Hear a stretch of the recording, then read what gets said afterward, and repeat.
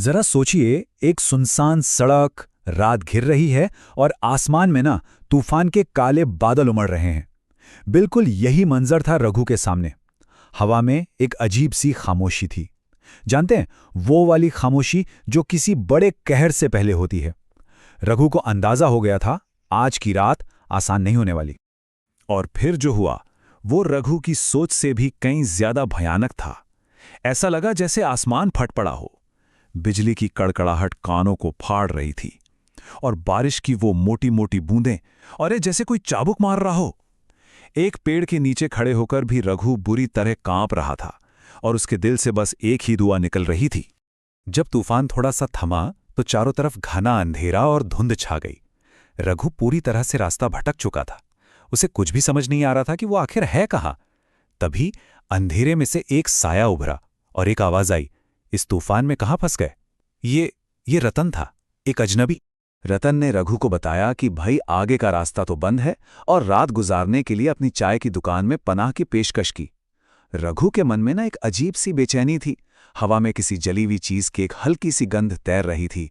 पर सच कहूं तो इस तूफानी रात में एक अजनबी पे भरोसा करने के अलावा और कोई चारा भी तो नहीं था। कुछ दूर पैदल चलने के बाद अंधेरे में एक झोपड़ी दिखाई दी। ये थी रतन की चाय की दुकान। रघु को देखकर बड़ी हैरत हुई। मतलब, इस वीराने में चाय की दुकान? यहां आता कौन होगा? इस जगह में कुछ तो था जो दिल में एक अजीब सा खौफ पैदा कर रहा था।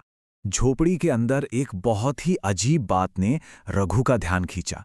देखिए, बाहर हवा के तेज झोंके पेड़ों को बुरी तरह झकझोर रहे थे, लेकिन अंदर अंदर टिमटिमा रही हरिकेन लैंप की लौ एकदम स्थिर थी, बिल्कुल स्थिर। जैसे हवा का उस पर कोई असर ही ना हो रहा हो, वो बस एकटक जल रही थी। रघु का दिल जोर जोर से धड़कने लगा। उसका दिमाग ये बात मानने को तैयार ही नहीं था। ये हो कैसे सकता है? उसे ऐसा महसूस होने लगा जैसे वो किसी सपने में है, एक ऐसा भयानक सपना जिससे वो जाग नहीं पा रहा। तभी पायल की खनक के साथ झूमर नाम की एक औरत अंदर आई।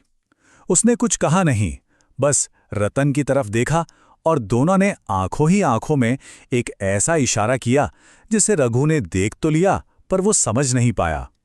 उस खामोश इशारे ने रघु के अंदर का डर और भी गहरा कर दिया। जैसे ही झूमर ने पान का बीड़ा आगे बढ़ाया, हवा में कच्चे खून की एक तेज घिनौनी महक फैल गई। उसी पल हवा का एक जोरदार झोंका आया। झूमर के सिर से आंचल सरका और जो रघु ने देखा उससे उसकी रूह कांप गई। झूमर की गर्दन पर एक गहरा खून से सना घाव था और इससे पहले कि रघु चीख पाता, वो औरत हवा में ही गायब हो गई।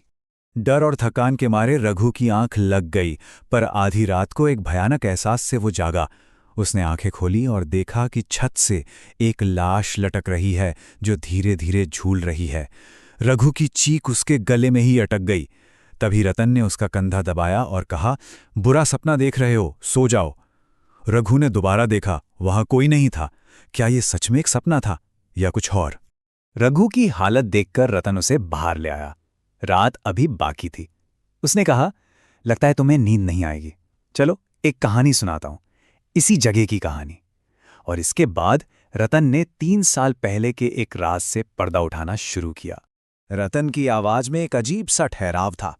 उसने बताया कि कैसे इस चाय की दुकान के मालिक ने अपनी बीवी को बेवफाई करते पकड़ा, कैसे उसने पहले अपनी बीवी का गला काटा, फिर उसके प्रेमी शंकर को यही छत से लटका दिया और आखिर में खुद को इसी झोपड़ी के साथ जलाकर राख कर दिया।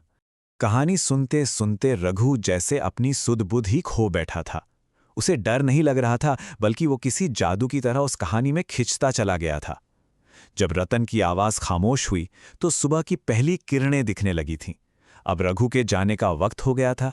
रघु ने झोपड़ी के अंदर आवाज दी, मैं चल रहा हूं, लेकिन अंदर से कोई जवाब नहीं आया। एक अजीब भारी खामोशी थी।